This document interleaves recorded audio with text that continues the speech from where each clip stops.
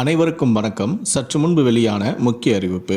குடும்ப அட்டைதாரர்கள் பயன்பெறும் வகையில் ரேஷன் அட்டை வைத்திருக்கும் அனைவரும் கவனத்தில் கொள்ளக்கூடிய மிக மிக முக்கியமான மகிழ்ச்சியான அறிவிப்பை தமிழக அரசு சற்று முன்பு வெளியிட்டுள்ளது.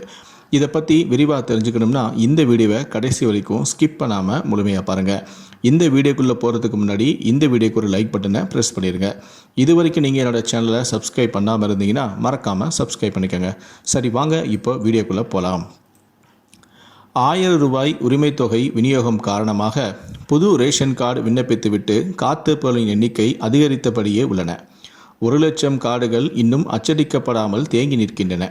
மேலும் மருத்துவ காப்பீடு திட்ட சலுகைகளுக்கும் ரேஷன் கார்டு தான் முக்கிய ஆவணமாக உள்ளதால் ரேஷன் கார்டுகளை உடனடியாக தர வேண்டும் என்ற கோரிக்கையும் வலுத்தது. இந்த நிலையில் 45,509 புதிய ரேஷன் கார்டுகள் வழங்கப்படுவதாக அரசு தரப்பிலிருந்தும் அறிவிப்பு ஒன்று வெளியாகியிருந்தது.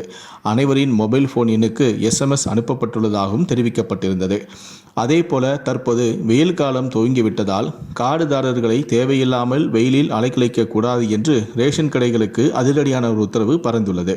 அதாவது வெயில் காரணமாக பொதுமக்களுக்கு தேவையில்லாத அலைச்சல் வந்துவிடக்கூடாது என்பதற்காகவே ஒரே தவணையில் அனைத்து பொருட்களையும் வழங்க வேண்டும் என்று கூட்டுறவு மற்றும் உணவுத்துறை அதிரடியாக உத்தரவு ஒன்றை பிறப்பித்துள்ளதாம்.